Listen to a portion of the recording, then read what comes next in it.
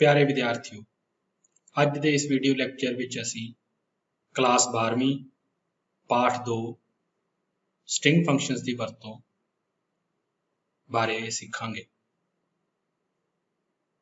इस video which असी in depth details cover करांगे ते प्रोग्राम्स भी रन करके देखांगे। सो सब तो पहला मैं तुहानूं दसूंगा भी तुसी अपने कंप्यूटर लई सी कंपाइलर ते सी एडिटर इंटरनेट तो किस तरह डाउनलोड कर सकते हो। ये दोनों चीज़ां इको ही सॉफ्टवेयर विच उपलब्ध ने, जिसका नाम है code blocks IDE integrated development environment. एक अजिहा सॉफ्टवेयर जो सानू सी दे प्रोग्राम राइट करन च, उहदी कोडिंग लिखण च ते बाद विच उहनूं रन करन विच मदद करदा है। सारे टूल्स इहदे विच ही अवेलेबल हुंदे ने, ये फ्री है। बाद विच मैं तुहानूं ये भी दसूंगा भी जे तुहाडे कोल कंप्यूटर या लैपटॉप नहीं है तां तुसीं इंटरनेट ते किहड़ी वैबसाइट ते सी दी कोडिंग लिख के अपना प्रोग्राम रन करके प्रोग्रामिंग सीख सकते हो। सो सब तो पहला तुसीं अपने कंप्यूटर ते कोड ब्लॉक्स नूं डाउनलोड करन लई वैब ब्राउज़र विच गूगल खोलो, गूगल विच कोड ब्लॉक्स लिख के सर्च करो, तुहाडे कोल इस तरह का पेज खुल जाएगा। उस तो बाद कोड ब्लॉक्स की जिहड़ी वैबसाइट है codeblocks.org, इस ते क्लिक करो। कोड ब्लॉक्स की वैबसाइट खुल जाएगी। लैफ्ट हैंड साइड ते डाउनलोड्स का लिंक है, उस ते क्लिक करना है। डाउनलोड्स पेज ते जाना है। जदों साडे कोल डाउनलोड्स का पेज खुल जाएगा तो असीं उस विच download the binary release link ते क्लिक करना है।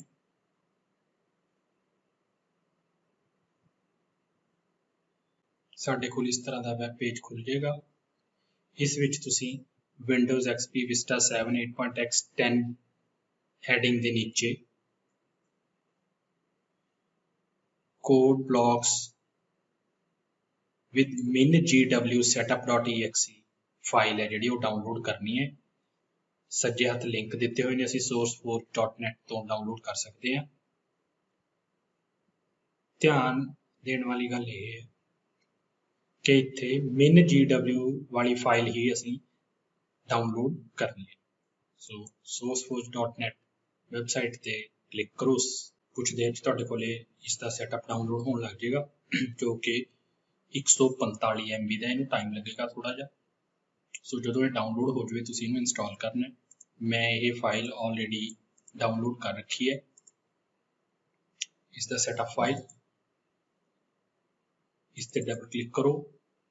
असीं हुण code blocks IDE software install करांगे, जिस विच असीं अपने सी दे प्रोग्राम लिख के रन करके देख सकते हैं। नैक्सट बटन ते क्लिक करो, फिर टर्म्स एंड कंडीशंस नूं आई एग्री दे बटन ते क्लिक करके स्वीकार करो, फिर नैक्सट करो, फिर इंस्टॉल बटन ते क्लिक करो। सैटअप कंप्लीट हो गया। सो सानू सॉफ्टवेयर पूछ रहा है, do you want to run code blocks now? Yes ते क्लिक करो, ओके ते क्लिक करो, नैक्सट ते क्लिक करो, फिनिश करो।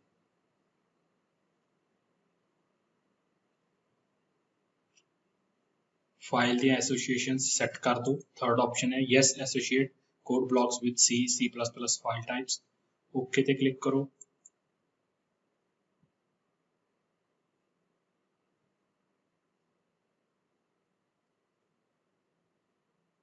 ये साडे कोड ब्लॉक सॉफ्टवेयर का इंटरफेस है।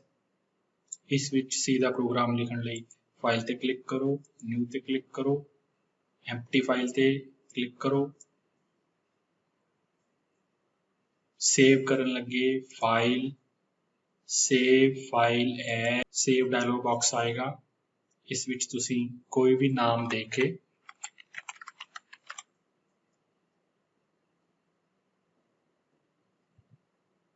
सेव ते क्लिक करो। फिर तुसीं अपना सी का प्रोग्राम इस विच लिखना शुरू कर सकते हो।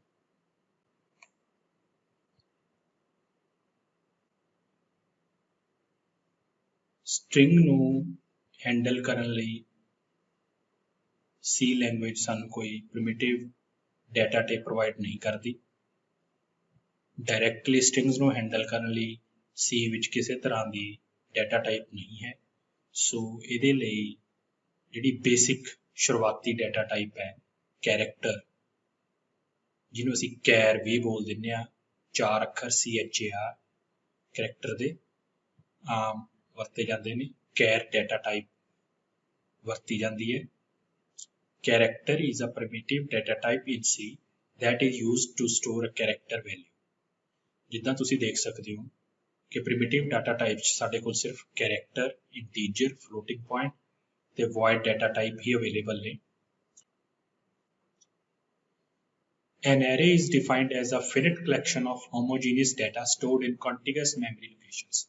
Array ਹੁੰਦਾ group of items ਜਾਂ ਅਸੀਂ ਕਹਿ ਦਿੰਦੇ ਹਾਂ group of similar items, ਆਪਸ 'ਚ ਮਿਲਦੀਆਂ ਜੁਲਦੀਆਂ ਚੀਜ਼ਾਂ ਦਾ ਇਕੱਠ। ਐਰੇ ਦਾ ਮਤਲਬ ਹੁੰਦਾ ਸਮੂਹ, ਇਕੱਠ। C ਭਾਸ਼ਾ ਵਿੱਚ ਐਰੇ ਦਾ ਮਤਲਬ ਹੈ ਐਲੀਮੈਂਟਸ ਦਾ ਇਕੱਠ, ਕੀਮਤਾਂ ਦਾ, ਵੈਲਿਊਜ਼ ਦਾ ਇਕੱਠ, ਜਿਹੜਾ ਕਿ ਮੈਮਰੀ ਵਿੱਚ ਲਗਾਤਾਰ ਸਟੋਰ ਕੀਤਾ ਜਾਂਦਾ। ਮੈਮਰੀ ਦੇ ਪਤਿਆਂ ਵਿੱਚ ਪਹਿਲਾ ਆਈਟਮ ਆ ਜੂਗੀ, ਫਿਰ ਦੂਸਰੀ, ਫਿਰ ਤੀਸਰੀ, ਕੰਟੀਨਿਊਟੀ ਵਿੱਚ, ਲਗਾਤਾਰਤਾ ਵਿੱਚ ਇਹ ਆਈਟਮਸ ਨੇ ਜਿਹੜੀਆਂ ਸਟੋਰ ਕੀਤੀਆਂ ਜਾਂਦੀਆਂ। ਇਹਨੂੰ ਐਰੇ ਕਿਹਾ ਜਾਂਦਾ। ਸਟ੍ਰਿੰਗ ਕੀ ਹੁੰਦੀ ਹੈ? A string is a sequence of characters treated as a single entity and is terminated by a null character। C language ਵਿੱਚ string ਅੱਖਰਾਂ ਦੇ ਸਮੂਹ ਨੂੰ ਕਹਿੰਦੇ ਨੇ।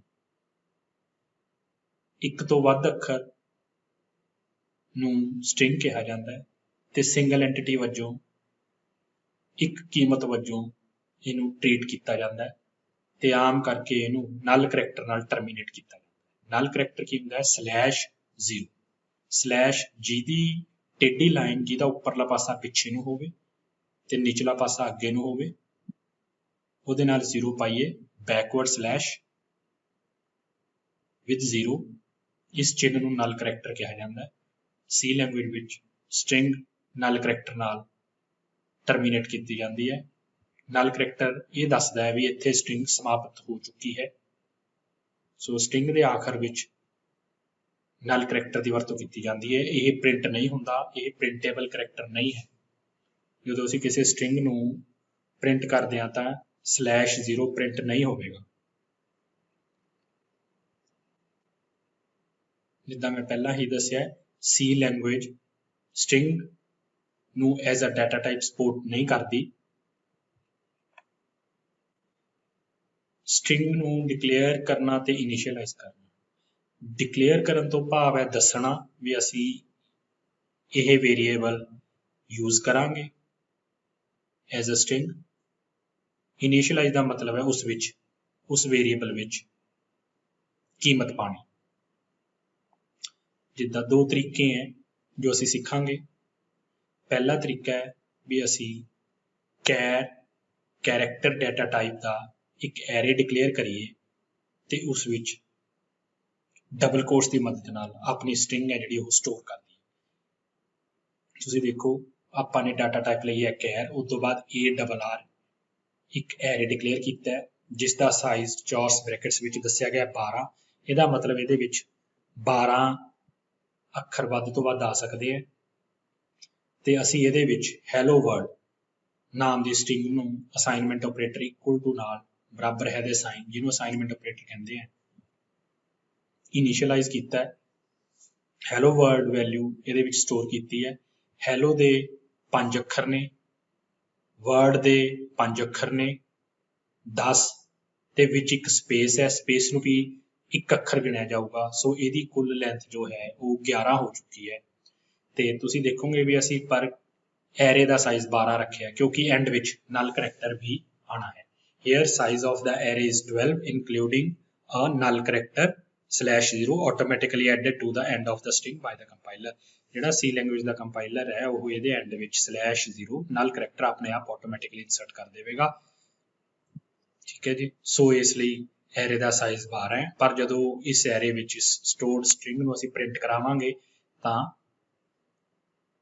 ਹੈਲੋ ਵਰਡ ਹੀ ਪ੍ਰਿੰਟ ਹੋਏਗਾ, /0 ਨਲ ਕਰੈਕਟਰ ਪ੍ਰਿੰਟ ਨਹੀਂ ਹੋਵੇਗਾ।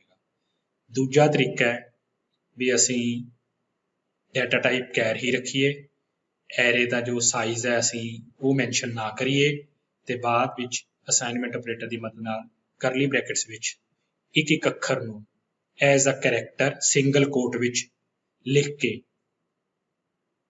ਇਨੀਸ਼ੀਅਲਾਈਜ਼ ਕਰੀਏ ਤੇ ਐਂਡ ਵਿੱਚ ਨਲ ਕਰੈਕਟਰ ਲਿਖਣਾ ਵੀ ਜ਼ਰੂਰੀ ਹੈ। Providing the size of the string hair is optional. String the size ਦੱਸਣਾ ਸਾਡੀ ਮਰਜ਼ੀ ਹੈ, ਦਸੀਏ ਜਾਂ ਨਾ ਦਸੀਏ, ਪਰ ਐਂਡ ਵਿੱਚ ਨਲ ਕਰੈਕਟਰ ਇਨਸਰਟ ਕਰਨਾ ਜ਼ਰੂਰੀ ਹੈ। ਸੋ ਅਸੀਂ ਦੋ ਤਰੀਕੇ ਦੇਖੇ ਨੇ। In C programming, a string is a sequence of characters terminated with a null character. ਅਸੀਂ ਪਹਿਲਾਂ ਹੀ ਦੇਖ ਚੁੱਕੇ ਹਾਂ। ਜਿੱਦਾਂ ਕੈਰ ਸੀ ਨਾਮ ਦਾ ਇੱਕ ਐਰੇ ਹੈ, ਚੌਰਸ ਬ੍ਰੈਕਟਸ ਦਾ ਮਤਲਬ ਹੈ ਐਰੇ। ਐਰੇ ਦਾ ਮੈਂ ਤੁਹਾਨੂੰ ਇੱਕ ਹੋਰ ਮਤਲਬ ਦੱਸ ਦੇਵਾਂ, ਇੱਕ ਨਾਮ ਥੱਲੇ ਅਸੀਂ ਕਈ ਕੀਮਤਾਂ ਨੂੰ ਸਟੋਰ ਕਰ ਸਕਦੇ ਹਾਂ। ਸੋ ਇਸ ਲਈ ਵੀ ਅਸੀਂ ਐਰੇ ਵਰਤਦੇ ਹਾਂ। ਹੁਣ ਅਸੀਂ ਇਸ ਵਿੱਚ ਡਬਲ ਕੌਮਿਆਂ ਵਿੱਚ ਸਟ੍ਰਿੰਗ ਇੱਕ ਕੀਮਤ ਹੈ ਜੋ ਅਸੀਂ ਇਸ ਵਿੱਚ ਸਟੋਰ ਕੀਤੀ ਹੈ। When the C compiler encounters a sequence of characters enclosed in the double quotation marks, it appends a null character at the end by default. ਜਦੋਂ C ਦਾ ਕੰਪਾਈਲਰ ਨੂੰ ਡਬਲ ਕੌਮਿਆਂ ਵਿੱਚ ਕੋਈ ਸਟ੍ਰਿੰਗ ਲਿਖੀ ਮਿਲਦੀ ਹੈ ਤੇ ਉਸ ਨੂੰ ਕੈਰੈਕਟਰ ਟਾਈਪ ਦੇ ਐਰੇ ਵਿੱਚ ਸਟੋਰ ਕਰਨਾ ਹੁੰਦਾ ਹੈ, ਤਾਂ ਕੰਪਾਈਲਰ ਆਪਣੇ ਆਪ ਐਂਡ ਵਿੱਚ ਨਲ ਕਰੈਕਟਰ ਇਨਸਰਟ ਕਰ ਦਿੰਦਾ। ਜਿਸ ਤਰ੍ਹਾਂ ਕਿ ਆਪਾਂ ਨੇ ਸਟ੍ਰਿੰਗਸ ਵਰਡ ਸੀ ਜਿਹੜਾ ਉਹ ਸਟੋਰ ਕੀਤਾ ਸੀ, ਤਾਂ ਤੁਸੀਂ ਦੇਖੋਗੇ ਕਿ ਐਰੇ ਵਿੱਚ ਪਹਿਲੇ ਮੈਮਰੀ ਲੋਕੇਸ਼ਨ ਤੇ S, ਦੂਸਰੇ ਤੇ D, ਤੀਜੇ ਤੇ R, ਫਿਰ I, ਫਿਰ N, ਫਿਰ G ਐਂਡ ਲਾਸਟ ਵਿੱਚ /0 ਜਿਹੜਾ ਕਿ ਨਲ ਕਰੈਕਟਰ ਹੈ, ਉਸ ਨੂੰ ਕੰਪਾਈਲਰ ਨੇ ਆਪਣੇ ਆਪ ਇਨਸਰਟ ਕਰ ਦਿੱਤਾ। ਤੇ ਐਰੇ ਦੀਆਂ ਲੋਕੇਸ਼ਨਸ, ਐਡਰੈਸ ਅਸੀਂ ਕਿਸ ਤਰ੍ਹਾਂ ਰੈਫਰ ਕਰਦੇ ਹਾਂ, ਇਹਦੇ ਵਿੱਚ ਅਸੀਂ ਵੈਲਿਊਜ਼ ਨੂੰ ਇੰਡੈਕਸ ਕਹਿੰਦੇ ਹਾਂ। ਜੋ ਪਹਿਲੇ ਸਥਾਨ ਤੇ ਵੈਲਿਊ ਆਉਂਦੀ ਹੈ ਉਹਨੂੰ ਇੰਡੈਕਸ 0, ਫਿਰ ਇੰਡੈਕਸ 1, 2, 3, 4। ਐਰੇ ਦੀ ਸਟਾਰਟਿੰਗ ਵੈਲਿਊ 0 ਤੋਂ ਹੁੰਦੀ ਹੈ।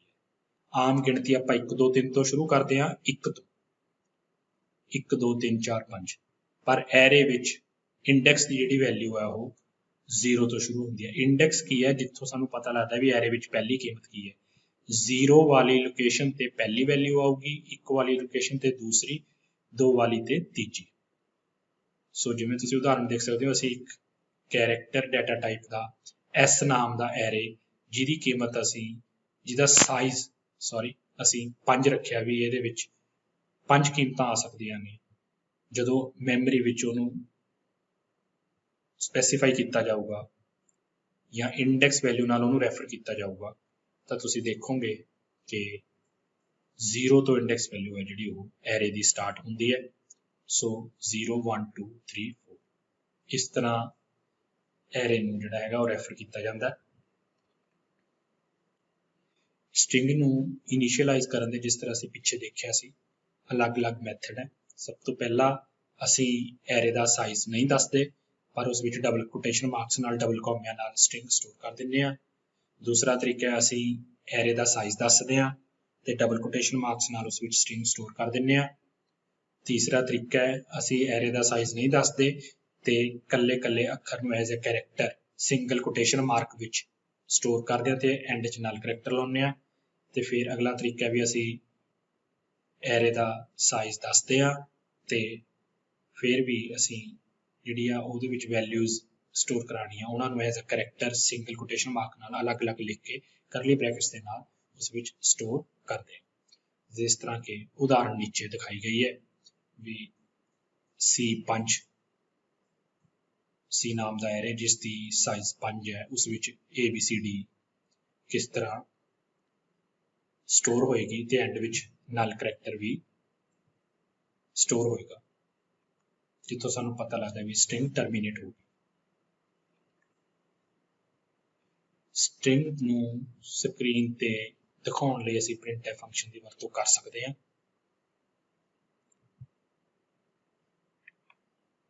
ਇਨਪੁਟ ਸਟ੍ਰਿੰਗ ਨੂੰ ਪੜ੍ਹਨ ਲਈ ਜਦੋਂ ਯੂਜ਼ਰ ਕੀਬੋਰਡ ਦੀ ਮਦਦ ਨਾਲ ਕੋਈ ਸਟ੍ਰਿੰਗ ਟਾਈਪ ਕਰਦਾ ਹੈ ਤੇ ਅਸੀਂ ਉਸ ਨੂੰ C ਪ੍ਰੋਗਰਾਮ ਵਿੱਚ ਲੈ ਕੇ ਆਉਣਾ ਹੈ, ਤਾਂ ਅਸੀਂ ਦੋ ਤਰੀਕਿਆਂ ਨਾਲ ਲੈ ਕੇ ਆ ਸਕਦੇ ਹਾਂ। ਪਹਿਲਾ ਤਰੀਕਾ scanf ਦੀ ਵਰਤੋਂ ਕਰਕੇ, ਇਹਦੇ ਨਾਲ %s ਫਾਰਮੈਟ ਸਪੈਸੀਫਾਇਰ ਨੂੰ ਅਸੀਂ ਵਰਤਦੇ ਹਾਂ। scanf ਫੰਕਸ਼ਨ ਦੀ ਇੱਕ ਪ੍ਰੋਬਲਮ ਹੈ ਵੀ ਜਦੋਂ ਇਹਦੇ ਵਿੱਚ ਵਾਈਟ ਸਪੇਸ, ਜਦੋਂ ਇਹਨੂੰ ਸਪੇਸ ਆ ਜਾਂਦੀ ਹੈ ਤਾਂ C ਦਾ ਕੰਪਾਈਲਰ ਅੱਗੇ ਲਿਖੇ ਹੋਏ ਸ਼ਬਦਾਂ ਨੂੰ ਨਹੀਂ ਪੜ੍ਹਦਾ। ਉਦਾਹਰਣ ਦੇ ਤੌਰ ਤੇ ਜੇ ਅਸੀਂ ਹੈਲੋ ਵਰਡ ਟਾਈਪ ਕਰੀਏ ਤੇ scanf ਨਾਲ ਇਸ ਨੂੰ ਸਕੈਨ ਕਰਨ ਦੀ ਰੀਡ ਕਰਨ ਦੀ ਕੋਸ਼ਿਸ਼ ਕਰੀਏ ਤਾਂ ਸਿਰਫ ਹੈਲੋ ਤੱਕ ਵਰਡ ਹੀ ਰੀਡ ਹੋਵੇਗਾ। ਉਸ ਤੋਂ ਬਾਅਦ ਸਪੇਸ ਹੈ ਜਿਹਨੂੰ ਅਸੀਂ ਵਾਈਟ ਸਪੇਸ ਕਹਿੰਦੇ ਹਾਂ, ਉਸ ਤੋਂ ਬਾਅਦ ਵਰਡ ਲਿਖਿਆ ਸਪੇਸ ਤੇ ਵਰਡ ਰੀਡ ਨਹੀਂ ਹੋਣਗੇ। scanf ਦੀ ਇਹ ਸ਼ਾਰਟਕਮਿੰਗ ਹੈ, ਸਕੈਨ ਫਾਰਮੈਟਡ ਇਹਦਾ ਪੂਰਾ ਨਾਮ। ਦੂਸਰਾ ਤਰੀਕਾ ਵੀ ਅਸੀਂ gets ਫੰਕਸ਼ਨ ਦੀ ਵਰਤੋਂ ਕਰੀਏ। gets function it will read a line until it encounters a new line or an end of line। gets function white space ਨੂੰ ਇਗਨੋਰ ਕਰਕੇ ਉਸ ਤੋਂ ਬਾਅਦ ਲਿਖੀ ਹੋਈ ਸਟ੍ਰਿੰਗ ਨੂੰ ਵੀ ਰੀਡ ਕਰਦਾ ਹੈ ਤੇ ਇਹ ਜਦ ਤੱਕ ਇਹਨੂੰ ਨਿਊ ਲਾਈਨ ਨਹੀਂ ਮਿਲਦੀ ਜਾਂ ਐਂਡ ਆਫ ਲਾਈਨ ਨਹੀਂ ਮਿਲਦੀ ਹੈ ਉਦੋਂ ਤੱਕ ਸਟ੍ਰਿੰਗ ਨੂੰ ਰੀਡ ਕਰਕੇ ਰੀਡ ਕਰਦਾ। scanf ਫੰਕਸ਼ਨ ਦੀ ਜੋ ਸ਼ਾਰਟਕਮਿੰਗ ਹੈ ਗੈਟਸ ਦੂਰ ਕਰ ਦਿੰਦਾ। ਜਿੱਦਾਂ ਇੱਕ ਐਰੇ ਹੈ ARR ਨਾਮ ਦਾ ਜਿਹਦੇ ਵਿੱਚ 12 ਸਾਈਜ਼ ਹੈ ਤੇ ਕੈਰ ਡਾਟਾ ਟਾਈਪ ਹੈ ਤੇ ਅਸੀਂ ਇਸ ਨੂੰ ਰੀਡ ਕਰਨ ਲਈ ਕੰਸੋਲ ਤੋਂ ਗੈਟਸ ਬ੍ਰੈਕਟ ਵਿੱਚ ਐਰੇ ARR ਲਿਖ ਕੇ ਸਿੰਟੈਕਸ ਦਿਖਾਇਆ ਗਿਆ ਵੀ ਗੈਟਸ ਨੂੰ ਫੰਕਸ਼ਨ ਨੂੰ ਕਿਸ ਤਰ੍ਹਾਂ ਵਰਤਣਾ ਹੈ। ਹੁਣ ਅਸੀਂ ਦੇਖਾਂਗੇ ਕਿ ਸਟ੍ਰਿੰਗਸ ਨੂੰ ਮੈਨੀਪੂਲੇਟ ਕਿੱਦਾਂ ਕਰ ਸਕਦੇ ਹਾਂ, ਜਿਹਦੇ ਵਿੱਚ ਅਸੀਂ ਗੈਟਸ ਪੁਟਸ ਤੇ ਕੁਝ ਸਟ੍ਰਿੰਗ ਦੇ ਹੋਰ ਫੰਕਸ਼ਨਸ ਜਿੱਦਾਂ ਸਟ੍ਰਿੰਗ ਲੈਂਥ ਵਰਤਾਂਗੇ। ਫੰਕਸ਼ਨ ਗੈਟਸ ਤੇ ਪੁਟਸ। ਗੈਟਸ ਫੰਕਸ਼ਨ ਬਾਰੇ ਤਾਂ ਅਸੀਂ ਜਾਣ ਲਿਆ। ਪੁਟਸ ਫੰਕਸ਼ਨ ਜੋ ਹੈ ਇਹ printf ਦੀ ਜਗ੍ਹਾ ਤੇ ਵਰਤਿਆ ਜਾ ਸਕਦਾ ਹੈ। ਸਕਰੀਨ ਤੇ ਆਊਟਪੁੱਟ ਵਿੰਡੋ ਤੇ ਜੇ ਅਸੀਂ ਕੋਈ ਮੈਸੇਜ ਡਿਸਪਲੇ ਕਰਨਾ ਹੈ ਤਾਂ ਅਸੀਂ ਪੁਟਸ ਫੰਕਸ਼ਨ ਨੂੰ ਵੀ ਵਰਤ ਸਕਦੇ ਹਾਂ printf ਦੀ ਜਗ੍ਹਾ ਤੇ। gets and puts are two string functions to take string into input from the user and display it respectively। These two functions are defined in stdio.h header file। standard input output header file ਵਿੱਚ ਇਹ ਦੋਨੇ function defined ਹੁੰਦੇ ਨੇ। ਸੋ ਜੇ ਅਸੀਂ gets ਤੇ puts function ਨੂੰ use ਕਰਨਾ ਤਾਂ ਸਾਨੂੰ ਪਹਿਲਾਂ stdio.h ਫਾਈਲ ਹੈ ਜਿਹੜੀ ਉਹ ਇਨਕਲੂਡ ਕਰਨੀ ਪਊਗੀ ਸਾਡੇ ਪ੍ਰੋਗਰਾਮ ਵਿੱਚ। ਸਟ੍ਰਿੰਗਸ ਦੇ ਜਿੰਨੇ ਵੀ ਫੰਕਸ਼ਨ ਹੁੰਦੇ ਆ ਜਿੱਦਾਂ string length, string compare, string reverse, ਉਹ ਸਾਰੇ ਫੰਕਸ਼ਨ string.h ਨਾਮ ਦੀ ਹੈਡਰ ਫਾਈਲ ਵਿੱਚ ਡਿਫਾਈਨਡ ਨੇ। ਸੋ ਜੇ ਅਸੀਂ ਉਹਨਾਂ ਫੰਕਸ਼ਨਸ ਨੂੰ ਵਰਤਣਾ ਤਾਂ ਸਾਨੂੰ ਪਹਿਲਾਂ ਆਪਣੇ ਪ੍ਰੋਗਰਾਮ ਵਿੱਚ string.h ਫਾਈਲ ਹੈਡਰ ਫਾਈਲ ਵੀ ਇਨਕਲੂਡ ਕਰਨੀ ਪਵੇਗੀ।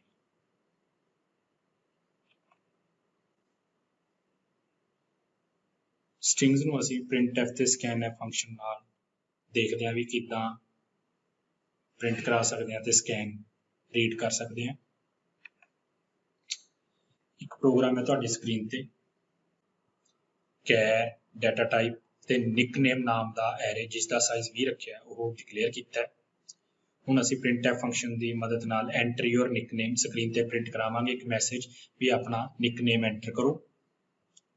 ਫਿਰ ਇਸ ਨੂੰ scanf ਨਾਲ %s ਸਪੈਸੀਫਾਇਰ ਲਿਖ ਕੇ ਤੇ ਨਾਲ ਨਿਕਨੇਮ ਦੀ ਵਰਤੋਂ ਕਰਕੇ ਸਕਰੀਨ ਤੋਂ ਇਨਪੁਟ ਨੂੰ ਰੀਡ ਕਰਾਂਗੇ।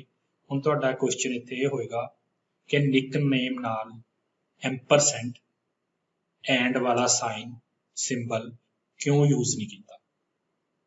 ਕਿਉਂਕਿ ਐਰੇ ਵਿੱਚ ਲੋਕੇਸ਼ਨਸ ਦਾ ਸਾਨੂੰ ਪਹਿਲਾਂ ਹੀ ਪਤਾ ਹੁੰਦਾ ਤੇ ਐਂਪਰਸੈਂਟ ਐਂਡ ਵਾਲਾ ਸਿੰਬਲ ਹੈ ਜਿਹੜਾ ਉਹ ਮੈਮਰੀ ਵਿੱਚ ਐਡਰੈਸ ਨੂੰ ਸਪੈਸੀਫਾਈ ਕਰਨ ਲਈ ਹੀ ਅਸੀਂ ਯੂਜ਼ ਕਰਦੇ ਹਾਂ। ਸੋ ਇੱਥੇ ਉਸਦੀ ਜ਼ਰੂਰਤ ਨਹੀਂ ਕਿਉਂਕਿ ਇਹ ਐਰੇ ਵਿੱਚ ਸਟੋਰ ਹੋ ਰਿਹਾ ਤੇ ਐਰੇ ਦੀ ਮੈਮਰੀ ਲੋਕੇਸ਼ਨ ਦਾ ਸਾਨੂੰ ਪਹਿਲਾਂ ਹੀ ਇੰਡੈਕਸ ਕਰਕੇ ਪਤਾ ਹੁੰਦਾ।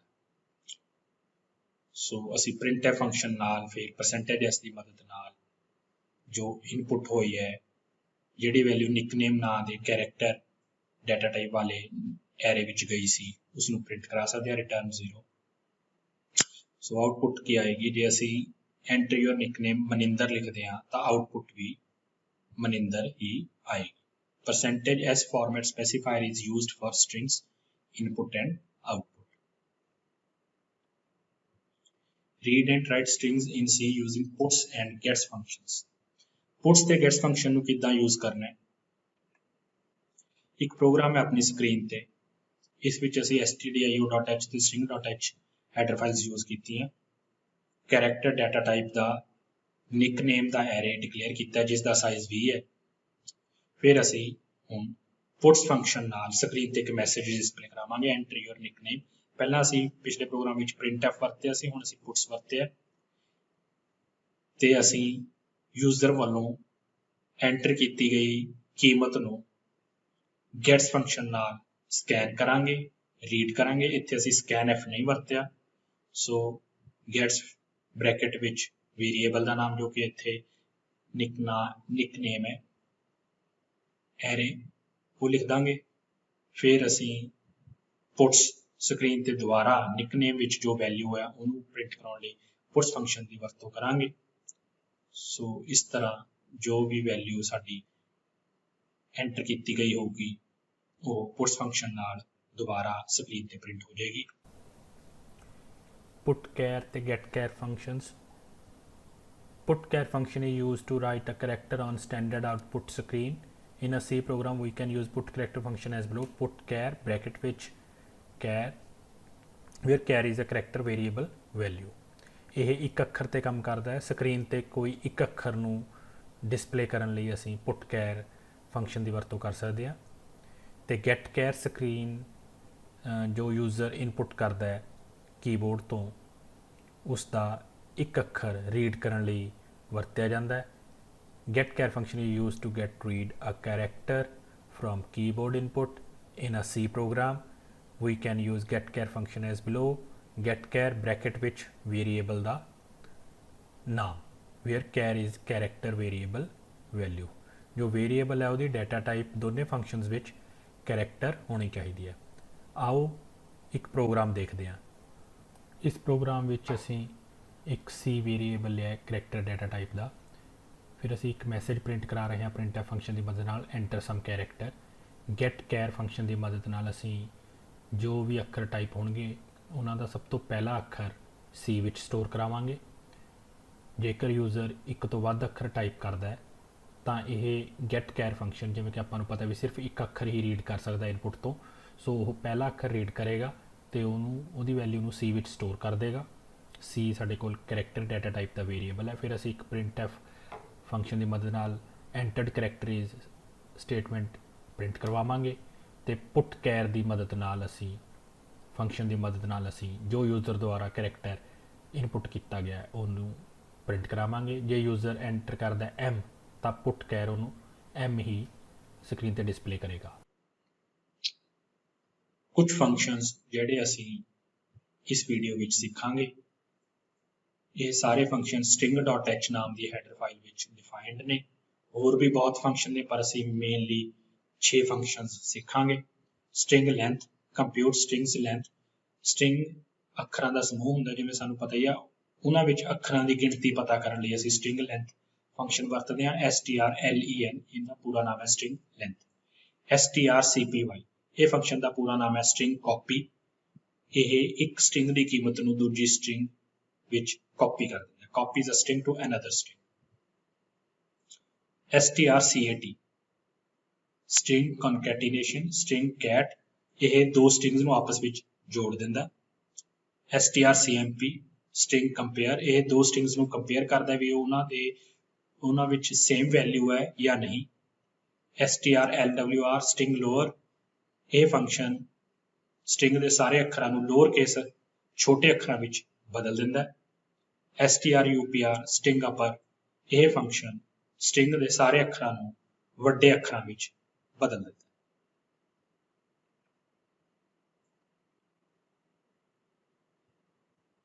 सो पहला फंक्शन असीं सीखदे हां strlen string length. String length numeric value return करता है। आम करके न्यूमैरिक वैल्यू नूं स्टोर करने लई असीं सी विच इंट वेरीएबल स्ट्रिंग लेंथ नाल वरतदे हां।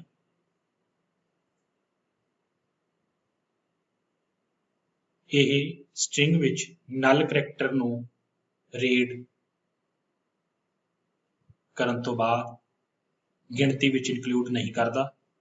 सो यह उन्ने अखरां दी लेंथ ही रिटर्न करेगा, उन्ने अखरां दी गिणती ही रिटर्न करेगा जिहड़े अखर नल करैक्टर तो बिना ने। जिद्दां साडे कोल एक प्रोग्राम है ch नाम का एक एरे है जिस दी डाटा टाइप कैरेक्टर है। साइज असीं नहीं दस्सिया, चौरस ब्रैकेटां विच खाली होण करके साइज स्पैसीफाई नहीं किया। इस विच असीं 4 अखर स्टोर किए ने, कैरेक्टर्स 4 स्टोर किए हैं, COPY ते एंड विच नल करैक्टर लिखिया सी। जदों स्ट्रिंग लेंथ की वरतों असीं करांगे तो नल करैक्टर काउंट नहीं होएगा। सो असीं printf फंक्शन की मदद नाल लेंथ ऑफ स्ट्रिंग प्रिंट करा रहे हैं। Length of string is %d, क्योंकि यह न्यूमेरिक वैल्यू रिटर्न करता स्ट्रिंग लेंथ। सो स्ट्रिंग लेंथ फंक्शन लिखिया है, ब्रैकेट विच CH लिखिया है, यह वेरीएबल है। इस वेरीएबल विच COPY वैल्यू स्टोर्ड है। सो जदों ये वैल्यू नूं रीड किया जाएगा तो जो भी कीमत आएगी वो %d की जगह ते लिख दी जाएगी। सो आउटपुट होएगी length of string is 4। COPY ये 4 अखर ने। सो गिणती सानू की मिलेगी एंड विच आउटपुट की मिलेगी 4। अगला साडा फंक्शन है स्ट्रिंग CPY, स्ट्रिंग कॉपी। इनू लिखण दा तरीका strcpy ब्रैकेट विच पहली स्ट्रिंग लिखो जिहदे विच नवी वैल्यू आएगी, सोर्स दूजी स्ट्रिंग है जिस चो वैल्यू कॉपी करनी है। The string CPY destination source function copies the source string in destination. Source string वाली कीमत नूं destination string वाली कीमत विच कॉपी कर दिता जाएगा। आओ देखिए किवें। साडे कोल एक प्रोग्राम है जिस विच string 1 दी लेंथ 6 है ते इहदे विच असीं COPY copy characters 4 with null character store कीते हैं। एक साडे कोले स्ट्रिंग है str2 char array, data type char है, वेरीएबल एरे टाइप दा ते उहदा साइज 6 है, चौरस ब्रैकेटां विच 6 है, तो मतलब उहदे विच 6 अखर स्टोर हो सकते हैं। सो अगे असीं फंक्शन वरतिया है strcpy string copy string 2 string 1। ये वेरीएबल्स ने, str2 वेरीएबल है, str1 वेरीएबल है। सो str1 विच COPY वैल्यू स्टोर्ड है, ये वैल्यू हुण किहदे विच कॉपी हो जाएगी str2 विच। सो printf फंक्शन नाल असीं लाइन प्रिंट करा रहे हैं value of second string is %s। So comma पा के असीं लिखिया str2। सो जो str2 विच हुण कीमत है वो %s की जगह ते सबस्टिट्यूट हो जाएगी, लिखी जाएगी। सो एंड विच सानू वैल्यू की मिलेगी, value of second string is copy.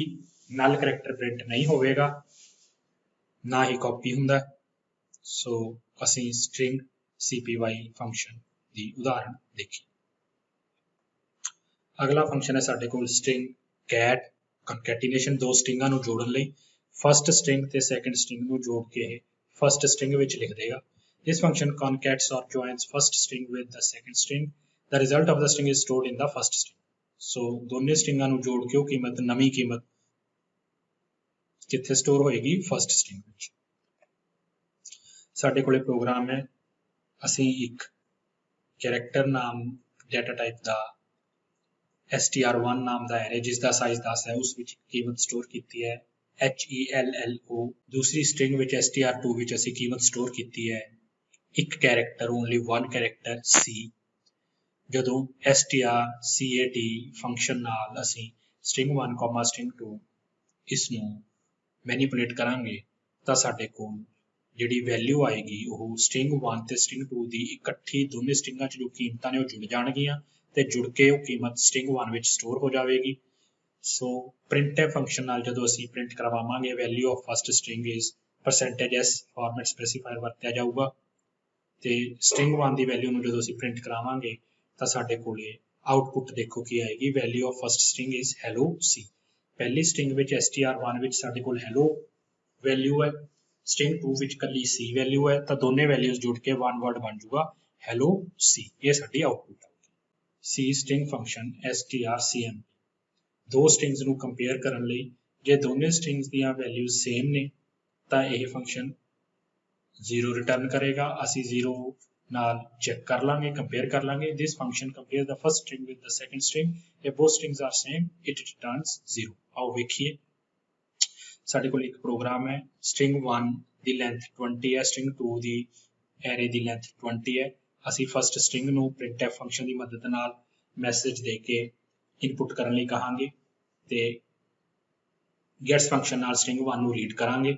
ਫਿਰ ਦੁਬਾਰਾ ਸੈਕੰਡ string ਨੂੰ ਐਂਟਰ ਕਰਨ ਲਈ ਕਹਾਂਗੇ printf ਦੀ ਮਦਦ ਨਾਲ, ਫਿਰ gets ਫੰਕਸ਼ਨ ਦੀ ਮਦਦ ਨਾਲ string 2 ਨੂੰ ਰੀਡ ਕਰਾਂਗੇ। ਫਿਰ ਅਸੀਂ ਕੰਪੇਅਰ ਕਰਾਂਗੇ if ਸਟੇਟਮੈਂਟ ਨਾਲ। if ਬ੍ਰੈਕਟ strcmp ਸਾਡਾ string ਕੰਪੇਅਰ ਦਾ ਫੰਕਸ਼ਨ ਹੈ। string 1, string 2 ਅੱਗੇ ਇਕੁਐਲਿਟੀ ਆਪਰੇਟਰ ਹੈ, 2 ਬਰਾਬਰ ਹੈ ਦੇ ਸਾਈਨ ਨੂੰ ਇਕੁਐਲਿਟੀ ਆਪਰੇਟਰ ਕਹਿੰਦੇ ਨੇ, 1 ਬਰਾਬਰ ਹੈ ਦੇ ਸਾਈਨ ਨੂੰ ਅਸਾਈਨਮੈਂਟ ਆਪਰੇਟਰ ਕਹਿੰਦੇ ਨੇ। ਸੋ ਇੱਥੇ ਅਸੀਂ ਚੈੱਕ ਕਰਨਾ ਹੈ ਵੀ ਕੀ ਦੋਨਾਂ 'ਚ ਕੀਮਤ ਸੇਮ ਹੈ, ਤਾਂ ਅਸੀਂ 2 ਬਰਾਬਰ ਹੈ ਦੇ ਸਾਈਨ ਯੂਜ਼ ਕਰਾਂਗੇ।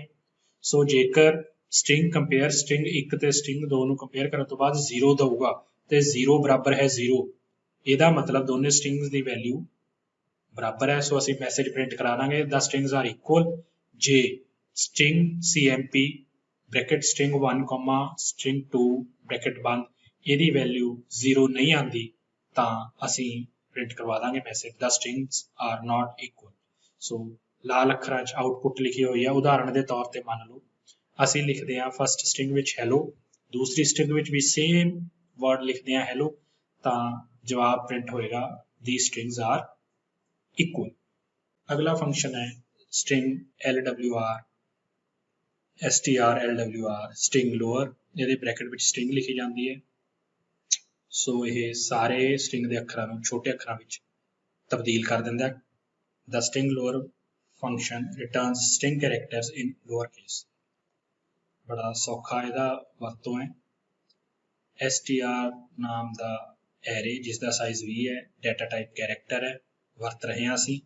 printf ਫੰਕਸ਼ਨ ਨਾਲ ਅਸੀਂ ਸਕਰੀਨ ਤੇ ਮੈਸੇਜ ਕਰਾਵਾਂਗੇ print enter string। gets ਨਾਲ ਅਸੀਂ ਯੂਜ਼ਰ ਵੱਲੋਂ ਐਂਟਰ ਕੀਤੀ ਹੋਈ string ਨੂੰ ਰੀਡ ਕਰਾਂਗੇ। ਫਿਰ printf ਨਾਲ ਅਸੀਂ ਯੂਜ਼ਰ ਵੱਲੋਂ ਐਂਟਰ ਕੀਤੀ ਹੋਈ string ਨੂੰ ਪ੍ਰਿੰਟ ਕਰਵਾਵਾਂਗੇ।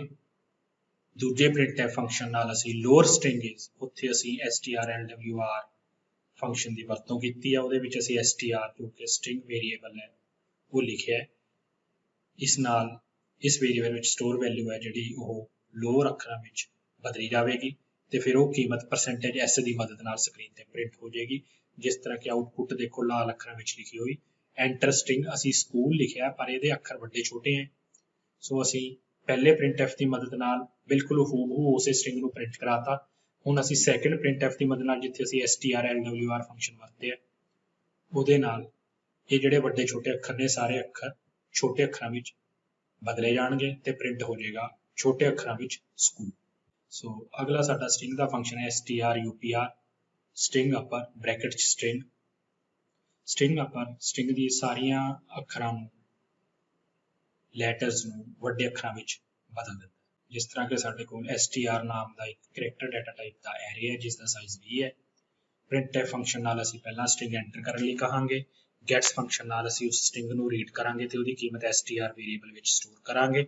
ਫਿਰ ਅਸੀਂ ਇੱਕ printf ਫੰਕਸ਼ਨ ਦੀ ਵਰਤੋਂ ਕਰਾਂਗੇ ਜਿਹਦੇ ਨਾਲ ਯੂਜ਼ਰ ਦੁਆਰਾ ਐਂਟਰ ਕੀਤੀ ਹੋਈ string ਨੂੰ ਅਸੀਂ ਸਕਰੀਨ ਤੇ ਪ੍ਰਿੰਟ ਕਰਵਾਵਾਂਗੇ। ਫਿਰ ਦੂਸਰੇ printf ਵਿੱਚ ਅਸੀਂ string upr string upper function ਦੀ ਵਰਤੋਂ ਕੀਤੀ ਹੈ ਜਿਸ ਨਾਲ ਇਹ ਸਾਰੇ ਅੱਖਰ ਜਿਸ ਦੀ ਕੀਮਤ str ਵੇਰੀਏਬਲ ਵਿੱਚ ਸਟੋਰ ਹੈ ਉਹ ਸਾਰੇ ਅੱਖਰ ਵੱਡੇ ਹੋ ਜਾਣਗੇ। ਉਦਾਹਰਣ ਦੇ ਤੌਰ ਤੇ ਲਾਲ ਅੱਖਰਾਂ 'ਚ ਆਊਟਪੁੱਟ ਦੇਖੋ, ਜਿਵੇਂ ਕਿ ਅਸੀਂ ਐਂਟਰ ਕੀਤਾ hello ਤਾਂ ਅਸੀਂ hello ਛੋਟੇ ਅੱਖਰਾਂ ਵਿੱਚ ਐਂਟਰ ਕੀਤਾ ਹੈ ਤੇ ਸਾਡਾ ਜਿਹੜਾ ਸੈਕੰਡ printf ਫੰਕਸ਼ਨ ਹੈ ਉਹ hello ਨੂੰ ਸਕਰੀਨ ਤੇ ਏਦਾਂ ਹੀ ਪ੍ਰਿੰਟ ਕਰਾ ਦੇਗਾ। ਥਰਡ ਜਿਹੜਾ ਸਾਡਾ printf ਫੰਕਸ਼ਨ ਹੈ ਉਹ ਜਿਸ ਵਿੱਚ ਅਸੀਂ strupr ਯੂਜ਼ ਕੀਤਾ ਹੈ ਤਾਂ ਉਹ ਸਾਰੇ ਅੱਖਰਾਂ ਨੂੰ ਵੱਡੇ ਅੱਖਰਾਂ ਵਿੱਚ ਬਦਲ ਦੇਗਾ। C string function strrev string ਨੂੰ ਰਿਵਰਸ ਕਰਨ ਲਈ ਇਸ ਦੇ ਵਿੱਚ ਜੋ ਅਸੀਂ ਵੇਰੀਏਬਲ string ਦਾ ਲਿਖਾਂਗੇ ਜੋ ਉਸ ਵਿੱਚ ਕੀਮਤ ਸਟੋਰ ਹੈ ਇਹ ਉਸ ਨੂੰ ਉਲਟਾ ਕਰਕੇ ਲਿਖ ਦੇਵੇਗਾ। ਰਿਵਰਸ ਆਰਡਰ ਵਿੱਚ ਸਾਨੂੰ ਇਹ ਵੈਲਿਊ ਰਿਟਰਨ ਕਰੇਗਾ। ਆਓ ਦੇਖੀਏ ਕਿਵੇਂ। ਜਿਸ ਤਰ੍ਹਾਂ ਕਿ ਅਸੀਂ str ਨਾਮ ਦਾ ਇੱਕ ਐਰੇ ਜਿਸ ਦਾ ਸਾਈਜ਼ 20 ਹੈ ਡਾਟਾ ਟਾਈਪ ਕੈਰੈਕਟਰ ਹੈ ਯੂਜ਼ ਕੀਤਾ ਹੈ। ਫਸਟ printf ਫੰਕਸ਼ਨ ਨਾਲ ਅਸੀਂ ਯੂਜ਼ਰ ਨੂੰ ਇਨਪੁਟ ਕਰਨ ਲਈ ਕਹਾਂਗੇ। gets ਫੰਕਸ਼ਨ ਨਾਲ ਅਸੀਂ ਯੂਜ਼ਰ ਵੱਲੋਂ ਜੋ ਇਨਪੁਟ ਕੀਤੀ ਗਈ ਹੈ ਉਹਨੂੰ string str ਵੇਰੀਏਬਲ ਵਿੱਚ ਸਟੋਰ ਕਰਾਵਾਂਗੇ। ਫਿਰ ਅਸੀਂ %s ਦੀ ਮਦਦ ਨਾਲ ਤੇ ਸੈਕੰਡ printf ਨਾਲ ਯੂਜ਼ਰ ਦੁਆਰਾ ਐਂਟਰ ਕੀਤੀ ਹੋਈ ਵੈਲਿਊ ਨੂੰ ਹੂਬਹੂ ਸਕਰੀਨ ਤੇ ਪ੍ਰਿੰਟ ਕਰਾ ਦਾਂਗੇ। ਫਿਰ ਅਸੀਂ ਆਪਣੇ ਥਰਡ printf ਫੰਕਸ਼ਨ ਵਿੱਚ strrev ਫੰਕਸ਼ਨ ਦੀ ਵਰਤੋਂ ਕੀਤੀ ਹੈ, ਜਿਸ ਨਾਲ ਇਹ ਕੀਮਤ ਹੈ ਜਿਹੜੀ ਰਿਵਰਸ ਆਰਡਰ ਵਿੱਚ ਲਿਖੀ ਜਾਵੇਗੀ ਤੇ %s ਦੀ ਮਦਦ ਨਾਲ ਸਕਰੀਨ ਤੇ ਪ੍ਰਿੰਟ ਹੋ ਜਾਵੇਗੀ। ਲਾਲ ਅੱਖਰਾਂ ਵਿੱਚ ਆਊਟਪੁੱਟ ਦੇਖੋ। ਜੇਕਰ ਅਸੀਂ ਫਸਟ printf ਵਿੱਚ ਕੰਪਿਊਟਰ ਲਫ਼ਜ਼ ਛੋਟੇ ਅੱਖਰਾਂ ਵਿੱਚ ਲਿਖਦੇ ਹਾਂ ਤਾਂ ਸੈਕੰਡ printf ਫੰਕਸ਼ਨ ਦੀ ਮਦਦ ਨਾਲ ਅਸੀਂ ਉਸ ਵਰਡ ਨੂੰ ਬਿਲਕੁਲ ਹੂਬਹੂ ਸਕਰੀਨ ਤੇ ਪ੍ਰਿੰਟ ਕਰਾ ਦਾਂਗੇ ਤੇ ਥਰਡ printf ਫੰਕਸ਼ਨ ਦੀ ਮਦਦ ਨਾਲ ਅਸੀਂ ਰਿਵਰਸ ਸਟ੍ਰਿੰਗ ਇਸ ਕੰਪਿਊਟਰ ਉਲਟੀ ਡਾਇਰੈਕਸ਼ਨ ਵਿੱਚ ਲਿਖਿਆ ਜਾਏਗਾ। RETUPMOC ਪਹਿਲਾ ਅੱਖਰ ਆਖਰੀ ਹੋ ਜਾਏਗਾ, ਆਖਰੀ ਅੱਖਰ ਪਹਿਲਾ ਹੋ ਜਾਏਗਾ। ਇਦਾਂ ਰਿਵਰਸ ਆਰਡਰ ਵਿੱਚ ਸਾਡਾ ਜਿਹੜਾ ਫੰਕਸ਼ਨ ਹੈ ਇਹ ਕੰਮ ਕਰਦਾ। ਆਓ ਹੁਣ ਕੁਝ ਪ੍ਰੋਗਰਾਮਸ ਨੂੰ ਅਸੀਂ ਕੋਡ ਬਲਾਕਸ ਵਿੱਚ ਰਨ ਕਰਕੇ ਦੇਖਦੇ ਹਾਂ ਤੇ ਕੋਡ ਬਲਾਕਸ ਦੀ ਵਰਕਿੰਗ ਨੂੰ ਵੀ ਸਿੱਖਦੇ ਹਾਂ। ਮੈਂ ਇੱਕ ਪ੍ਰੋਗਰਾਮ ਟਾਈਪ ਕੀਤਾ ਹੈ, ਇਸ ਨੂੰ ਸੇਵ ਕਰਦੇ ਹਾਂ। ਫਾਈਲ ਸੇਵ ਐਜ਼, ਨਾਮ ਕੋਈ ਵੀ ਦੋ, ਐਕਸਟੈਂਸ਼ਨ .c ਹੋਣੀ ਚਾਹੀਦੀ ਹੈ। Save as type C/C++ file save ਕਰ ਦਿਓ। ਤੁਸੀਂ ਦੇਖੋਗੇ ਕਿ ਕੋਡਿੰਗ ਕਲਰਡ ਹੋਗੀ। ਇਸ ਵਿੱਚ ਅਸੀਂ ਹੈਲੋ ਵਰਡ ਸਟ੍ਰਿੰਗ ਨੂੰ ਸਟ੍ਰਿੰਗ ਨਾਮ ਦੇ ਕੈਰੈਕਟਰ ਡਾਟਾ ਟਾਈਪ ਐਰੇ ਵਿੱਚ ਸਟੋਰ ਕੀਤਾ। ਉਸ ਤੋਂ ਬਾਅਦ ਅਸੀਂ %s ਦੀ ਮਦਦ ਨਾਲ ਸਟ੍ਰਿੰਗ ਵੇਰੀਏਬਲ ਨੂੰ str ਵੇਰੀਏਬਲ ਨੂੰ ਪ੍ਰਿੰਟ ਕਰਾ ਰਹੇ ਹਾਂ। /n ਨਿਊ ਲਾਈਨ ਕਰੈਕਟਰ ਹੈ, ਇਹਦੇ ਨਾਲ ਕਰਸਰ ਨਿਚਲੀ ਲਾਈਨ ਤੇ ਚਲਿਆ ਜਾਏਗਾ। ਸੋ ਇਹ ਪ੍ਰੋਗਰਾਮ ਟਾਈਪ ਕਰਨ ਤੋਂ ਬਾਅਦ ਤੁਸੀਂ ਵੀਲ ਬਟਨ ਬਿਲਡ ਤੇ ਕਲਿੱਕ ਕਰੋ, ਉਸ ਤੋਂ ਬਾਅਦ ਗ੍ਰੀਨ ਬਟਨ ਤੇ ਕਲਿੱਕ ਕਰੋ, ਰਨ ਕਰੋ। ਤੁਸੀਂ ਨੋਟ ਕਰੋ ਕਿ ਹੈਲੋ ਵਰਲਡ ਲਿਖਿਆ ਗਿਆ ਤੇ ਸਾਡਾ ਕਰਸਰ ਬਿਲਕੁਲ ਨਿਚਲੀ ਲਾਈਨ ਤੇ ਹੈ। ਸੋ ਇਸ ਤਰ੍ਹਾਂ ਸਾਡਾ ਪ੍ਰੋਗਰਾਮ ਸਹੀ ਰਨ ਹੋ ਗਿਆ। ਕੋਡ ਬਲਾਕਸ ਵਿੱਚ ਅਸੀਂ ਇੱਕ ਹੋਰ ਪ੍ਰੋਗਰਾਮ ਲਿਖਿਆ ਹੈ, ਜਿਸ ਵਿੱਚ ਅਸੀਂ ਨਿਕਨੇਮ ਨਾਂ ਦਾ ਐਰੇ ਜਿਸ ਦਾ ਸਾਈਜ਼ 20 ਹੈ ਤੇ ਡਾਟਾ ਟਾਈਪ ਕਰੈਕਟਰ ਹੈ ਡਿਕਲੇਅਰ ਕੀਤਾ ਹੈ। printf ਫੰਕਸ਼ਨ ਦੀ ਮਦਦ ਨਾਲ ਅਸੀਂ ਯੂਜ਼ਰ ਨੂੰ ਉਸਦਾ ਨਾਮ ਐਂਟਰ ਕਰਨ ਲਈ ਕਹਾਂਗੇ। scanf ਦੀ ਮਦਦ ਨਾਲ ਅਸੀਂ %s ਸਪੈਸੀਫਾਇਰ ਨਾਲ ਉਸਦਾ ਨਿਕਨੇਮ ਰੀਡ ਕਰਾਂਗੇ। ਇੱਥੇ ਐਮਪਰਸੈਂਟ ਭਾਵ ਐਂਡ ਦਾ ਸਾਈਨ ਪਾਉਣ ਦੀ ਜ਼ਰੂਰਤ ਨਹੀਂ ਹੈ ਕਿਉਂਕਿ ਇਹ ਐਰੇ ਹੈ। ਡਿਸਪਲੇਇੰਗ ਸਟ੍ਰਿੰਗ, ਫਿਰ ਅਸੀਂ %s ਦੀ ਮਦਦ ਨਾਲ printf ਫੰਕਸ਼ਨ ਨੂੰ ਵਰਤ ਕੇ ਉਹ ਸਟ੍ਰਿੰਗ ਨੂੰ ਅਸੀਂ ਪ੍ਰਿੰਟ ਕਰਾ ਦਾਂਗੇ। ਸੋ ਇਹਨੂੰ ਰਨ ਕਰਕੇ ਦੇਖਦੇ ਹਾਂ। ਪਹਿਲਾਂ ਬਿਲਡ ਕਰਾਂਗੇ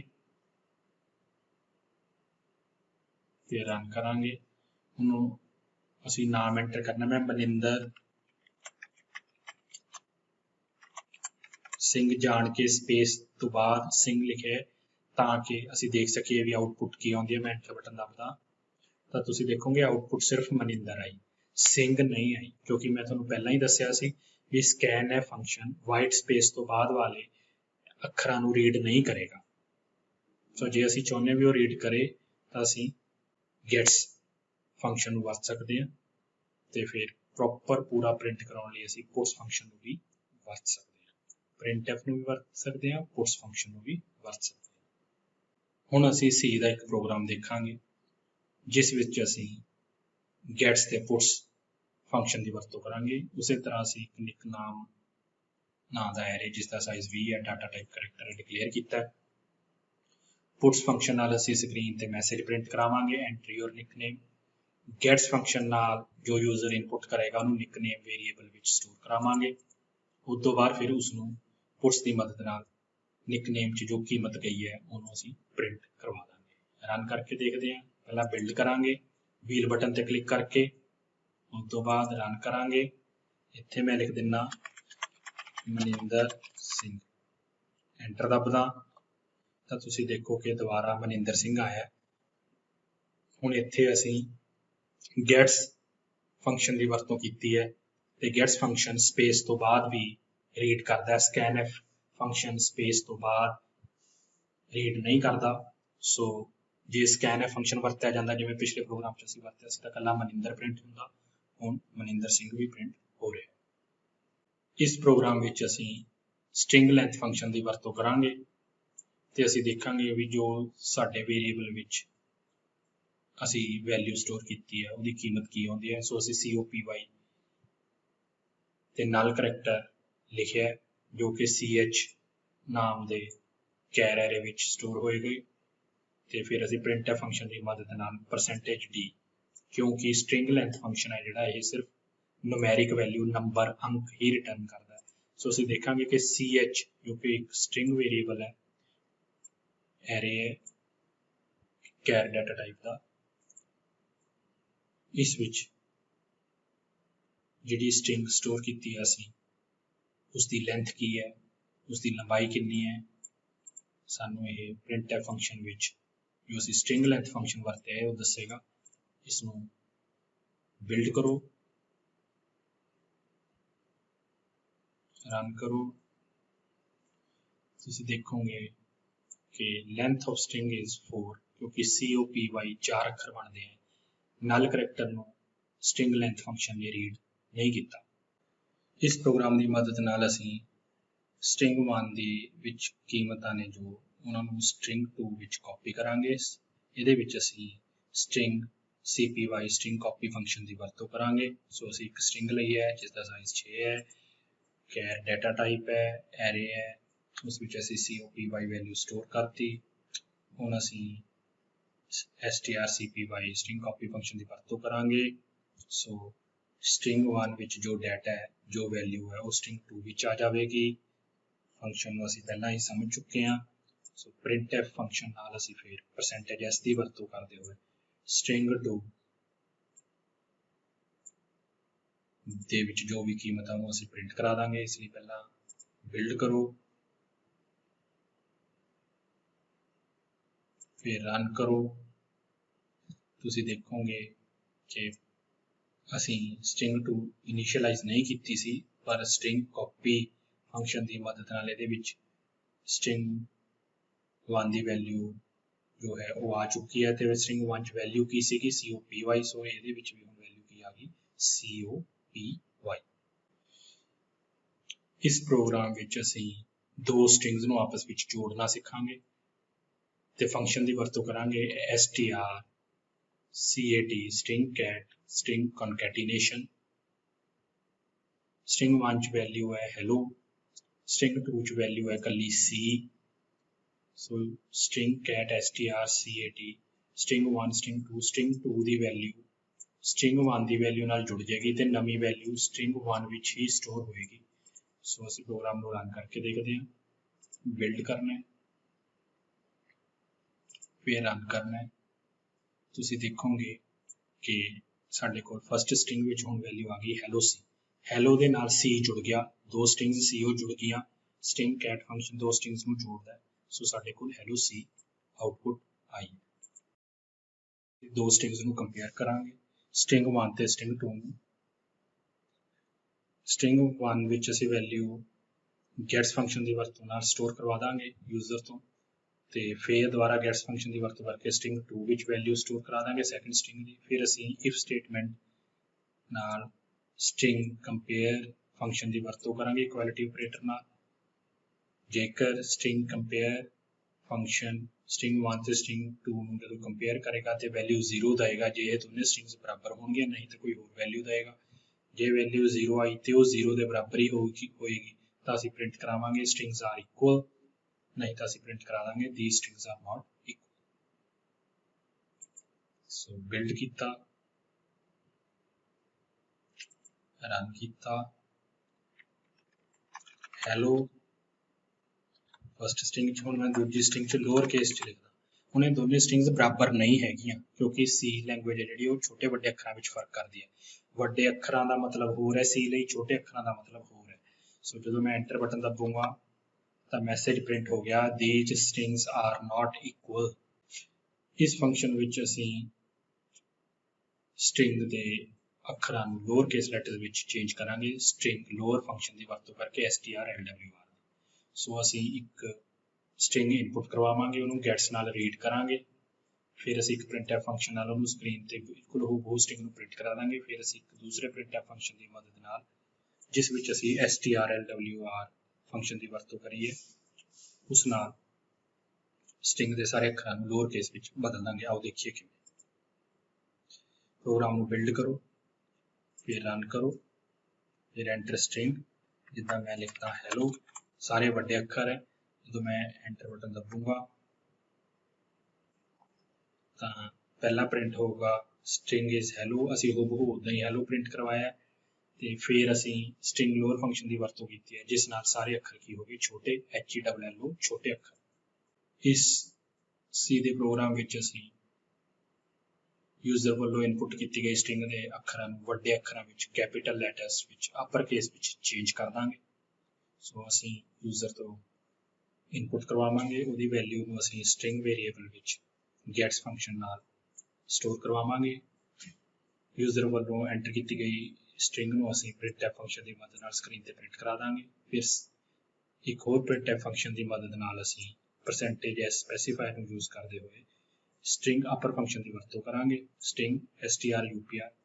ਸੋ ਇਹਦੇ ਵਿੱਚ ਸਟ੍ਰਿੰਗ ਵੇਰੀਏਬਲ ਲਿਖ ਦਾਂਗੇ, ਇਹਦੇ ਵਿੱਚ ਜੋ ਵੀ ਕੀਮਤ ਹੋਏਗੀ ਉਹਦੇ ਸਾਰੇ ਅੱਖਰ ਨੇ ਜਿਹੜੇ ਉਹ ਵੱਡੇ ਹੋ ਜਾਣਗੇ। ਸੋ ਆਓ ਦੇਖੀਏ ਕਿਵੇਂ। ਐਂਟਰ ਸਟ੍ਰਿੰਗ, ਮੈਂ ਐਂਟਰ ਕਰਦਾ ਮਨਿੰਦਰ, ਸਾਰੇ ਅੱਖਰ ਮੈਂ ਛੋਟੇ ਪਾਏ ਹਨ। ਜਦੋਂ ਮੈਂ ਐਂਟਰ ਦਬਾਉਂਗਾ ਤਾਂ ਪਹਿਲਾਂ ਤਾਂ ਜੋ ਮੈਂ ਐਂਟਰ ਕੀਤਾ ਹੈ ਉਸ ਨੂੰ ਹੀ ਆਪਾਂ ਪ੍ਰਿੰਟ ਕਰਾਇਆ, ਫਿਰ strupr ਸਟ੍ਰਿੰਗ ਅਪਰ ਫੰਕਸ਼ਨ ਦੀ ਵਰਤੋਂ ਨਾਲ ਸਾਰੇ ਅੱਖਰ ਵੱਡੇ ਪ੍ਰਿੰਟ ਹੋ ਜਾਣਗੇ। ਇਸ ਪ੍ਰੋਗਰਾਮ ਵਿੱਚ ਅਸੀਂ strrev ਸਟ੍ਰਿੰਗ ਰਿਵਰਸ ਫੰਕਸ਼ਨ ਦੀ ਵਰਤੋਂ ਕਰਾਂਗੇ, ਜੋ ਕਿ ਅੱਖਰਾਂ ਨੂੰ ਰਿਵਰਸ ਆਰਡਰ ਵਿੱਚ ਕਰ ਦੇਵੇਗਾ ਜੋ ਅਸੀਂ ਸਟ੍ਰਿੰਗ ਵਿੱਚ ਸਟੋਰ ਕਰਾਏ ਹੋਣਗੇ। ਸੋ ਅਸੀਂ ਇੱਕ ਸਟ੍ਰਿੰਗ ਵੇਰੀਏਬਲ ਜੋ ਕਿ ਐਰੇ ਟਾਈਪ ਦਾ ਹੈ, ਜਿਸ ਦਾ ਸਾਈਜ਼ 20 ਹੈ ਤੇ ਜਿਸ ਦੀ ਡਾਟਾ ਟਾਈਪ ਕੈਰ ਹੈ, ਡਿਕਲੇਅਰ ਕੀਤਾ ਹੈ। ਗੈਟਸ ਫੰਕਸ਼ਨ ਨਾਲ ਅਸੀਂ ਇਸ ਵਿੱਚ ਯੂਜ਼ਰ ਵੱਲੋਂ ਐਂਟਰ ਕੀਤੀ ਹੋਈ ਕੀਮਤ ਨੂੰ ਸਟੋਰ ਕਰਾਂਗੇ। ਫਿਰ ਅਸੀਂ ਇਸ printf ਫੰਕਸ਼ਨ ਦੀ ਮਦਦ ਨਾਲ ਸਕਰੀਨ ਤੇ ਹੂਬਹੂ ਜੋ ਯੂਜ਼ਰ ਨੇ ਇਨਪੁੱਟ ਕੀਤਾ ਉਹਨੂੰ ਡਿਸਪਲੇ ਕਰਵਾਵਾਂਗੇ। ਫਿਰ ਅਸੀਂ ਇੱਕ ਹੋਰ printf ਫੰਕਸ਼ਨ ਦੀ ਮਦਦ ਨਾਲ ਰਿਵਰਸ ਸਟ੍ਰਿੰਗ %s ਸਪੈਸੀਫਾਇਰ ਨਾਲ ਸਟ੍ਰਿੰਗ rev ਫੰਕਸ਼ਨ ਦੀ ਵਰਤੋਂ ਕਰਕੇ ਡਿਸਪਲੇ ਕਰਵਾਵਾਂਗੇ। strrev ਅੱਖਰਾਂ ਨੂੰ ਰਿਵਰਸ ਆਰਡਰ ਵਿੱਚ ਕਰ ਦੇਵੇਗਾ। ਸੋ ਆਓ ਦੇਖੀਏ ਕਿਵੇਂ। ਪ੍ਰੋਗਰਾਮ ਨੂੰ ਬਿਲਡ ਕਰੋ, ਵੀਲ ਬਟਨ ਤੋਂ ਫਿਰ ਰਨ ਕਰੋ। ਜਿੱਦਾਂ ਕੰਪਿਊਟਰ ਲਿਖਿਆ ਹੈ, ਹੁਣ ਰਿਵਰਸ ਆਰਡਰ 'ਚ ਆਉਣਾ ਚਾਹੀਦਾ। ਸੋ ਜਦੋਂ ਮੈਂ ਐਂਟਰ ਬਟਨ ਪ੍ਰੈਸ ਕੀਤਾ ਤਾਂ ਪਹਿਲੇ printf ਨੇ ਸਾਡੇ ਹੂਬਹੂ ਉਹੀ ਸਟ੍ਰਿੰਗ ਪ੍ਰਿੰਟ ਕਰਵਾਈ। ਦੂਸਰੇ printf ਵਿੱਚ ਅਸੀਂ ਸਟ੍ਰਿੰਗ ਰਿਵਰਸ ਫੰਕਸ਼ਨ ਦੀ ਵਰਤੋਂ ਕੀਤੀ ਸੀ, ਜਿਸ ਨੇ ਕਿ ਕੰਪਿਊਟਰ ਨੂੰ ਅੱਖਰਾਂ ਨੂੰ ਰਿਵਰਸ ਆਰਡਰ ਵਿੱਚ ਡਿਸਪਲੇ ਕਰਾਤਾ, ਜਿੱਦਾਂ RETUPMOC। ਸੋ ਤੁਸੀਂ ਸਟ੍ਰਿੰਗਸ ਨਾਲ ਰਿਲੇਟਡ ਫੰਕਸ਼ਨ ਜੋ ਹੈ ਉਹ ਸਿੱਖੇ ਨੇ ਤੇ ਕੋਡ ਬਲਾਕਸ ਵਿੱਚ ਉਹਨਾਂ ਦੇ ਪ੍ਰੋਗਰਾਮ ਬਣਾਉਣੇ ਵੀ ਸਿੱਖੇ, ਟਾਈਪ ਕਰਨ ਤੋਂ ਬਾਅਦ ਰਨ ਕਰਨੇ ਵੀ ਸਿੱਖੇ। ਸੋ ਜੇਕਰ ਤੁਸੀਂ ਇਹ ਪ੍ਰੋਗਰਾਮ ਇੰਟਰਨੈਟ ਤੇ ਚਲਾਉਣਾ ਚਾਹੁੰਦੇ ਹੋ ਤਾਂ ਵੈਬਸਾਈਟ ਖੋਲੋ .com idea1.com। ਇੱਥੋਂ C ਲੈਂਗੁਏਜ ਚੁਣੋ, ਕੰਪਾਈਲਰ ਦੀ ਚੋਣ ਕਰੋ, C ਲੈਂਗੁਏਜ ਤੇ ਕਲਿੱਕ ਕਰਕੇ, C ਤੇ ਕਲਿੱਕ ਕਰਕੇ ਹੁਣ ਇੱਥੇ ਆਪਣਾ ਪ੍ਰੋਗਰਾਮ ਟਾਈਪ ਕਰੋ। ਜਿੱਦਾਂ ਇਹਦੇ ਲਈ ਤੁਹਾਨੂੰ ਕੰਪਿਊਟਰ ਜਾਂ ਡੈਸਕਟਾਪ, ਲੈਪਟਾਪ ਦੀ ਜ਼ਰੂਰਤ ਨਹੀਂ ਹੈ। ਪ੍ਰੋਗਰਾਮ ਟਾਈਪ ਕਰਨ ਤੋਂ ਬਾਅਦ ਰਨ ਤੇ ਕਲਿੱਕ ਕਰੋ, ਰਨ ਬਟਨ ਤੇ। ਤੁਸੀਂ ਦੇਖੋਗੇ ਕਿ ਆਉਟਪੁੱਟ ਹੈਲੋ ਵਰਲਡ ਸਾਡੀ ਪ੍ਰਿੰਟ ਹੋ ਗਈ। ਸੋ ਸਾਡਾ ਪ੍ਰੋਗਰਾਮ ਸਹੀ ਰਨ ਹੋ ਗਿਆ।